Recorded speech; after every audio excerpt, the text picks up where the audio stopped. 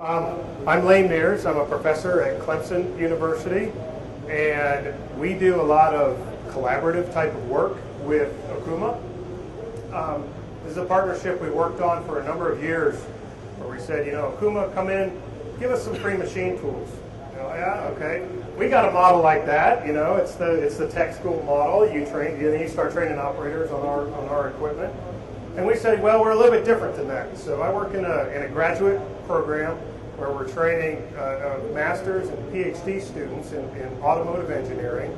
And so a couple things have evolved. We sort of had to change the model a little bit.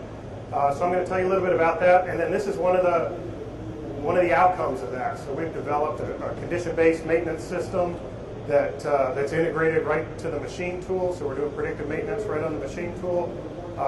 And it took a number of kind of fundamental hurdles to jump over. I'll tell you a little bit about that, but it really goes back to why would I want to do that in the first place? So what is important about predictive maintenance, and why would I want to avoid predictive maintenance? So it's not the silver bullet. So I'll open up with a little about my favorite subject, I think. There we go. Me. So I want to tell you a little bit about where I come from, so you kind of understand, you know, my background and what I'm talking about. I'm a graduate of Virginia Tech, and then did my graduate work at Georgia Tech. And I was working this whole time while I was doing my graduate work. So I was working for SKF Bearings, so I did a lot of real high precision machining and grinding. And then I went to work for Hitachi for automotive components. So there we were doing casting and machining as well as some injection molding stuff. And I ran into a lot of problems while I was doing that. And they're typical manufacturing problems that you run into. And why doesn't somebody do something about that? So I quit and went back to school full time and did my PhD. And then I came to this building at the bottom to teach. I'm going to break out the lightsaber here. I came down to this. This is our research center in Greenville, South Carolina. I came here to teach, and now I'm solving some of those problems that kept annoying me while I was in manufacturing. So if you don't know about Clemson, some of you do. Some of you aren't big Clemson fans. I understand that, and that's just mainly from the football standpoint. But I'm a Hokie fan myself. We are located on the western tip of South Carolina, and we're real close to a lot of stuff that's happening down here in the southeast. There's a lot of manufacturing that's really growing up in the southeast. Automotive especially, you know, so we have plants, Mercedes plant in Alabama. We work closely with the BMW plant in Spartanburg, as well as their full supplier base that they pull in. So it's a very nice magnet that pulls in a lot of manufacturing, and the area is really growing and really developing. We're trying to be the academic, technical research developer in the area. This is our campus. So this is not the campus of Clemson University. This is the Clemson International Center for Automotive Research campus. So the state, major partners like BMW and Michelin put in a lot of money to start realizing this concept of an industrial academic partner park. And so we have 300 acres. There are 5 neighborhoods. This is the first neighborhood, and it's the only one that's completely built out. This is all owned by Clemson University and all managed by Clemson University.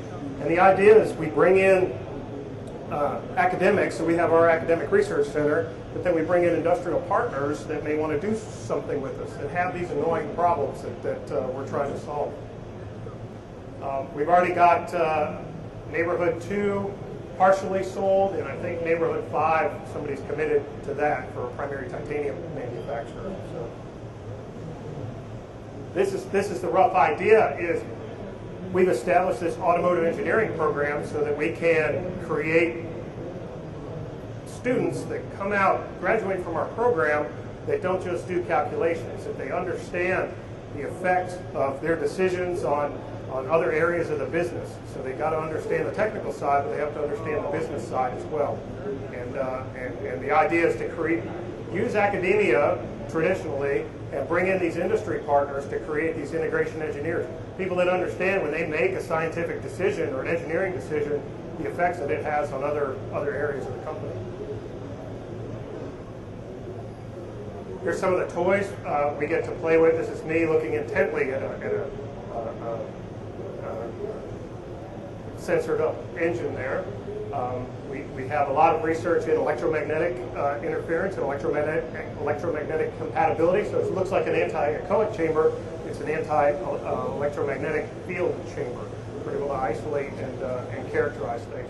A lot of fun vehicles that you don't normally see driving around the streets, and a lot of vehicle testing. So we have dynamometers, both chassis and engine dynamometers, as well as shaker rigs, so we can do dynamic characterization of vehicles. I work in the manufacturing area, so I look at how manufacturing affects vehicle performance and other aspects of the vehicle. Plus, we have a very nice relationship with Akuma, where they put machine tools on our floor. So we got 3 machines down right now, well over $1 million worth of equipment, and no cost to us. Our students are getting to work on that equipment and not just learning how to operate it, they're learning how to, they're learning about the control system and how to get inside the controller and coming up with some of these alternative control methodologies, and what I'll talk about today is alternative maintenance methodologies. And here's the sort of a close-up of the building at night. Very strange looking. It takes a long time to get used to it, but the idea is we have an innovative looking building because we want to generate innovative thinking. Okay. I'll let you take that for what it's worth. So here's a little bit about our partnership and some of the development type of work that we do. So I call to Akuma, and they come down and we work on a problem together. It's a very good relationship and very collaborative. I'm very pleased with it. So we develop all types of different approaches. We're working on the controller, the actual motion control. We're working on feedback metrology and integration of metrology to the equipment, as well as these maintenance systems that we'll talk about. Okay, so let's get a little more general. Why planned maintenance? Well, because it's a big cost to your business, and you may not know how big of a cost it is. If you sit down and do the numbers, it can be a lot bigger than you think, and that's what people find a lot of the time. So if you approach a maintenance program from a cost standpoint, then you can realize some of these benefits. And the ultimate benefit is, of course, reducing costs. We want to reduce the cost of your doing business so you can make more money. So this is how we break down planned maintenance programs into reactive maintenance, which is something breaks, I got to send a team out there to fix it. Okay, sounds like a bad thing, but it's not always a bad thing. Sometimes that's a low-cost option. Preventive maintenance, where we're talking about replacing things on a schedule. So historically, my filter system will fail at 6 months, so I got to come back every 4 months and start doing work on it. And predictive maintenance. So this is the area that we're working in, where I've got to go in and install some sensors and take some data on the machine. Okay, there's a cost associated with that, but it can help reduce my cost of doing business. So sometimes that's a good thing. A nice analogy from the automotive field that I want to bring up, just to put everything in perspective, is looking at oil change for your car. So you can let your car run until the gunk builds up so bad it won't run anymore. All right, maybe not such a good idea with your oil change, but for the more durable components of your vehicle, okay, I don't need to do spring inspection or replacement. Those things are going to last the life of the vehicle, typically. And then but this is how it was done for a while. And then somebody got the idea, well, let's start putting this on a PM schedule.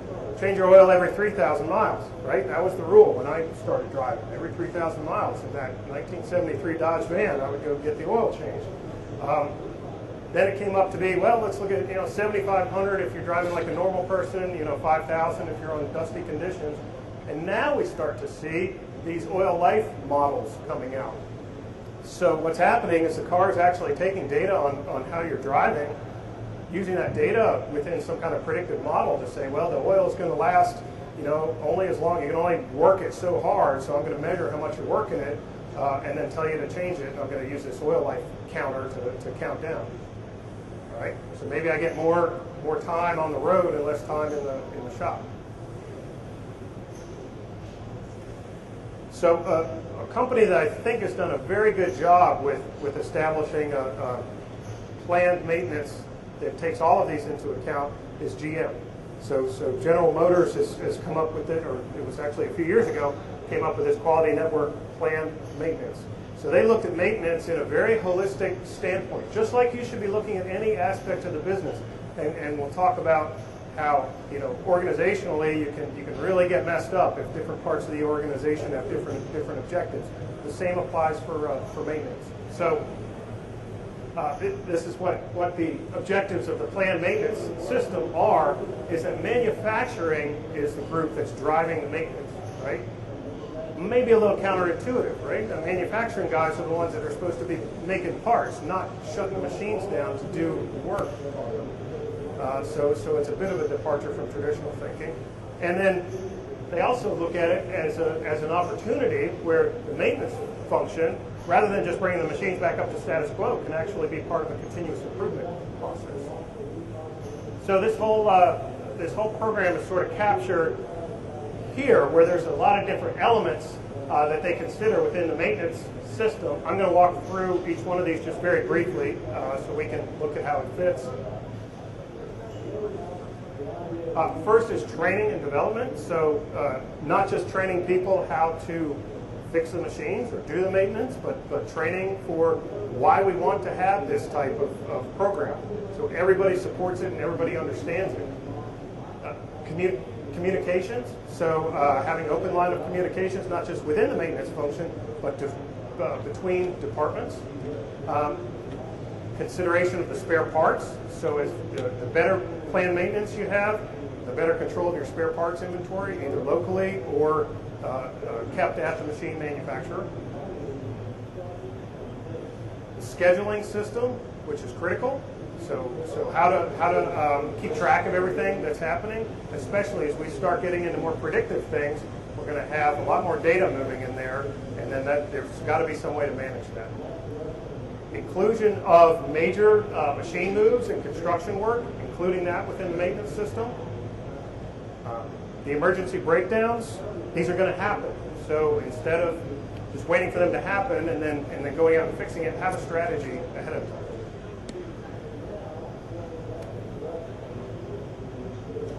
Consideration of the tooling, so the keeping the tools and keeping them in good order and making sure that the people have the tools they need to do their job. The maintainability of the equipment itself, so feeding back to the equipment manufacturer and saying when something goes wrong, I need to figure out what the problem is. So I can't fix it if I don't know what the problem is. Housekeeping, of course, is an important aspect of maintenance. And then the final three, and this is pretty interesting, financial control. So actually doing financial measures of my maintenance program. This will have a huge impact on the cost, and it have a huge impact on your plan. So when you're doing a planned maintenance program, you need to understand what the financial impacts are. Involvement of people across the organization, and having everyone have a common vision within the organization. So if you think about traditional manufacturing, you may have this problem in your shop. You've got the production operations trying to make as many parts as possible. You got the maintenance people trying to stop the machines so they can go in and do their PMs and interrupt that flow. And you got the finance people who don't want the parts anyway because they want to have zero inventory sitting on the shelf, right? So something's wrong with that because we all work for the same company, right? We all want to make money. So having everybody understand where they fit in the overall organization. Okay? And then this talks to that. So production and maintenance are the two ones that typically have a clash, and these guys need to be working together. All right. And this is the rather confusing figure that GM came up with to say why this is a good thing. But basically it's saying, you know, these are the things that help us plan a maintenance system that drives our costs down, which brings our competitive position up. Because if you don't do it, your competition is going to thank you for not doing it because they're going to be doing it. Okay, so when we look at a planned maintenance system, we start analyzing the cost associated with doing that. And this is a traditional cost curve where we say, well, cost of maintenance has two components. I can do PM which if I do it on a very regular basis or very frequently, it's going to have a high cost. It's going to be shutting my machine down a lot. If I wait a really long time, there's some point of diminishing returns where you know, if I do it every 11 months, every 12 months, okay, not a big difference there. And then that works against the probability of a breakdown. So if I do maintenance once a month, I have a low probability of a breakdown. However, the longer I wait, the more of a chance I have.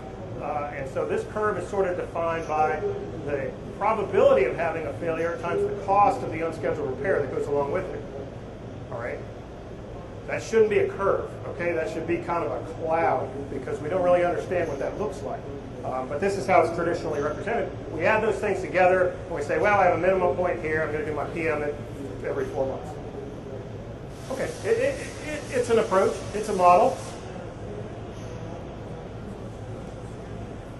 So how have different companies interpreted that model?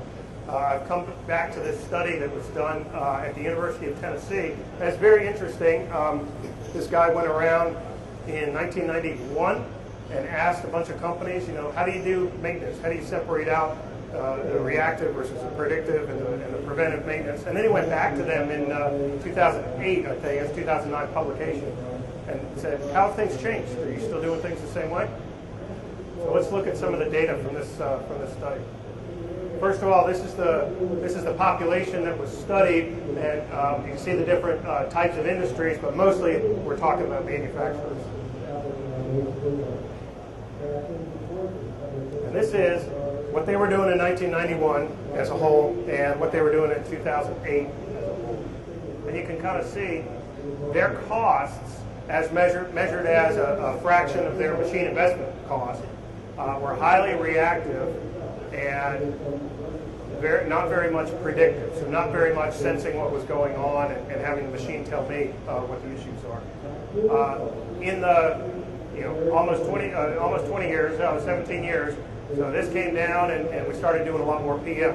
All right, makes sense because that's easy to do, right? It's easy to make that calculation relatively easy. It's relatively easy to put things on a schedule. I want to do. We got these little polling things. I want to just grab a quick poll of the audience. So, in your maintenance system, where are your costs? And these could be reactive costs. Geez, I have stuff breaking down all the time. Or this could be where I've put money into my system to say, well, I bought a lot of these handheld vibration meters, and I go around and do predictive type of maintenance. Or I haven't thought about it. I mean, that's okay too, if you promise to think about it in the future. Well, let's take a look. 25. Last chance.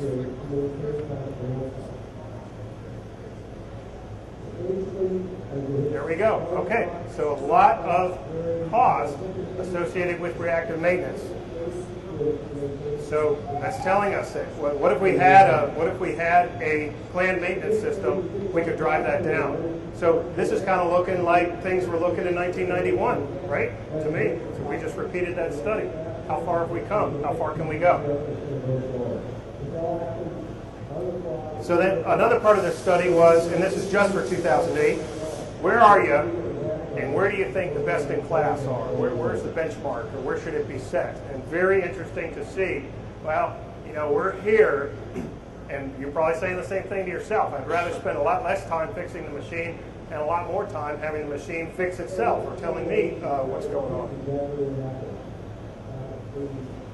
And then one final thing that he did was, okay, now let's carve out just the top 20% of companies with the lowest costs. So these are the companies that had the lowest maintenance per machine investment cost. And break that data out separately. And we can see, so for everybody, where they are, and then the top 20% guys, where they are, and then where they wish they were, or where they think the benchmark is. So they run pretty close together. So they want to reduce reactive stuff, and they want to increase predictive stuff. So even the top 20% say we got room to improve. So this is, I'm not saying this is where you should be, maybe I should put a question mark there, but this is a first cut at maybe how a planned maintenance system might be divided up. Okay? There is room for reactive maintenance in there. You don't want to spend money monitoring your rackets and your springs and the things that are going to last forever. And there is room for PM in there. Okay? So there's some things that you don't want to spend money monitoring, that you know they happen on a schedule. Okay? And this is how it trends. So as we make progress in creating a planned maintenance system, so this is progress, beginning out and doing really, really well at a planned maintenance system, we can kind of see the trend of the the maintenance cost per machine investment cost coming down. And that's the idea. I mean, this is free money, right? Not free. I mean, it's investment money. So you have to make an investment. You have to drive your planned maintenance program into an area where it's going to save you money over the long term. Okay. So if we talk about predictive maintenance specifically, and that's what we focused on in our study and our research, what I'm saying here is the line that should be a cloud becomes more of a line. We start really taking measurements and building that model in real time with the data that's coming right off of the machine. So we have a better understanding of what the machine condition is, and then we can do a better evaluation of where my minimum cost is and when I need to take action. So if we look at the traditional bathtub curve of component failure in a machine, this doesn't apply to real complex systems, but a very simple model of a component. So I'm doing reactive maintenance, here if the part fails very soon, or out here when it finally gives up the ghost. I'm doing predictive maintenance somewhere in here, right, and giving up on some possibly useful life. And I'm doing, preventive maintenance here on a time schedule, and I'm doing predictive maintenance right here. When I start to see the system degrade, I have a chance to come in and take some action. And that helps me save the cost, or recoup the cost of the sensing that I do on the machine. Okay? And this is another way to look at it as so zero is failure. So as we're coming up on the time to failure and the reliability of that component or that piece of equipment starts to fall off, that cost curve kind of takes this form, and here's the best time to do maintenance at the minimum cost point. Okay? So these are advantages and disadvantages specifically of the predictive side of condition-based maintenance. So we can see, all these things kind of contribute to reducing your costs, right, potentially. But there's some disadvantages as well. So you have to invest in sensors. You have to take a lot of data that you have to turn around and manage and interpret and analyze. And people may not know exactly what those signals are telling them. So there's some personnel training that's involved with this as well. So you wouldn't want to go to the other side of the scale and say, let me just sense everything on the machine. You'd overwhelm yourself with sensor data, and you would overwhelm your people with all the information that you're giving them. They wouldn't be able to make good decisions.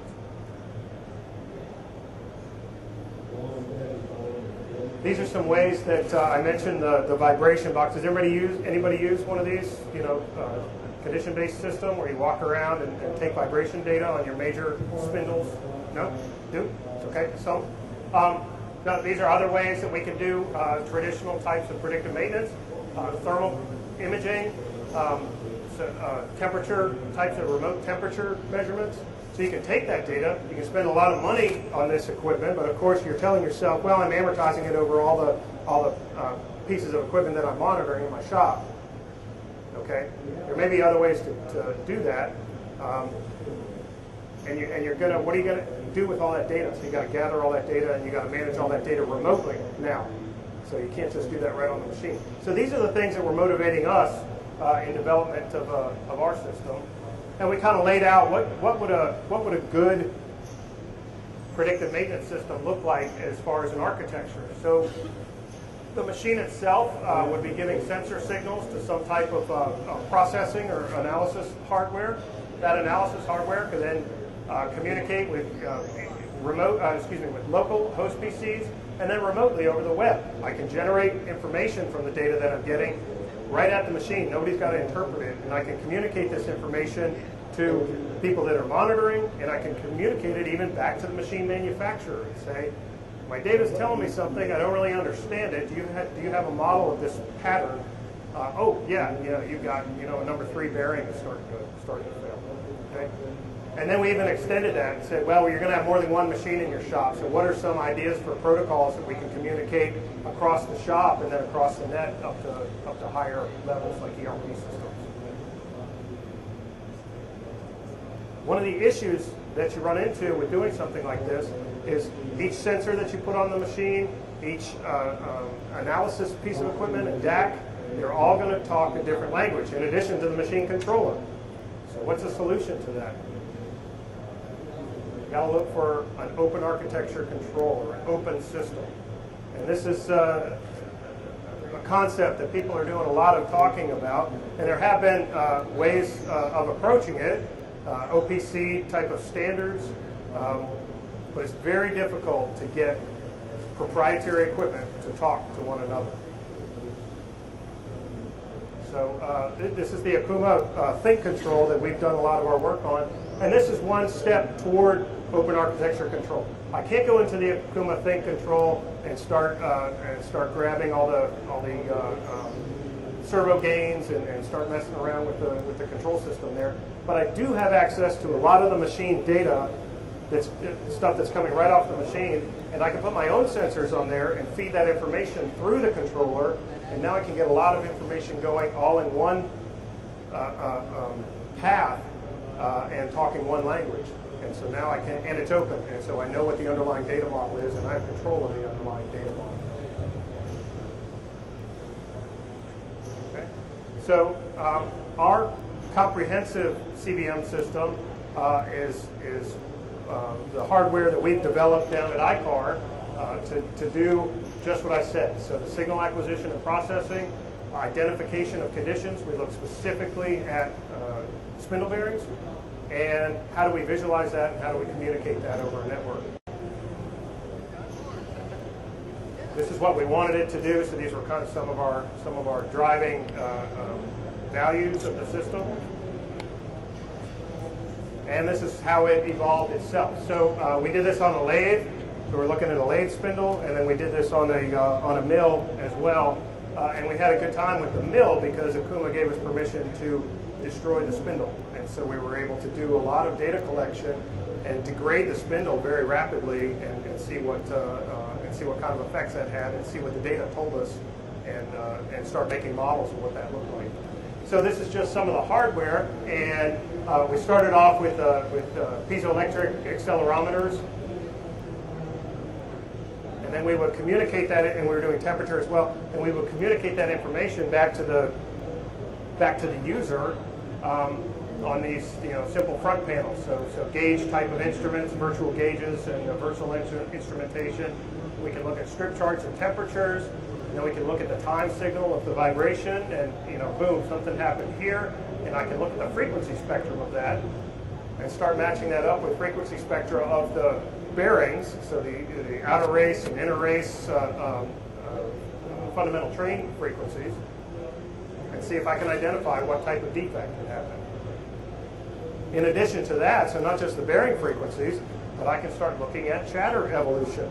So I can see a chatter defect start to happen at 1500 hertz here. I can watch that evolve, and I can immediately feed back to the machine and take corrective action.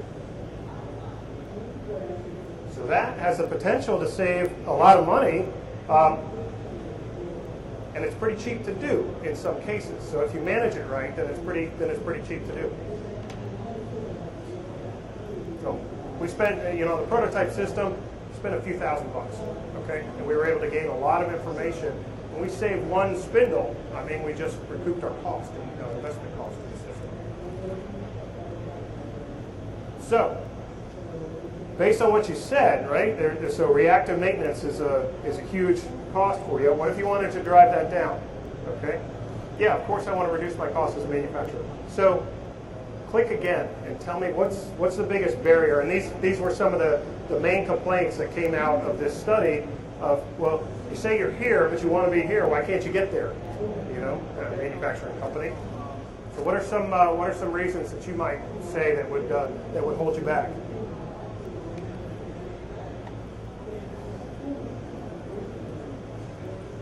All right, let's take a look at our results. Yeah, pretty spread out, right? These are all valid reasons, and these are all good reasons for having difficulty implementing a system. But these are the things you got to overcome. These are the things that you got to overcome at the organizational level to be able to take the technologies that are being developed and implement them. Technology is not a solution in and of itself. You've got to bring those technologies. Everybody has to understand them, and you have to bring them in organizationally. And you and I both know that this is a very difficult thing to do. But when you do it, there's big rewards to be had. Okay? So these are all the benefits that you can run the machines longer. You have less downtime. The machines themselves last longer.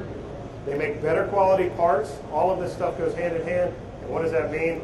That it brings your costs down. And that's the name of the game. And these costs are.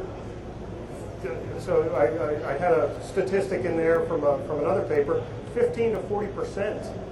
You know, depending on how you operate your business. That's pretty significant. Okay, you reduce that just a little bit, you're saving yourself a lot of money. Okay, and with that, I'd just like to wrap up. I'd like to thank you all for your time, and I'd also like to thank Okuma for the relationship that they've given to us. I think it's a very interesting industry academic model that sort of goes beyond the tech school model. And so we're exploring that and we're seeing what works and what doesn't, and things have worked pretty well. So I'll take any questions now, and then at 4 o'clock I'll be talking a little bit more detail about the system that we developed and about tearing up a spindle, which was pretty fun. With someone's permission, it was great. Okay, good, thank you.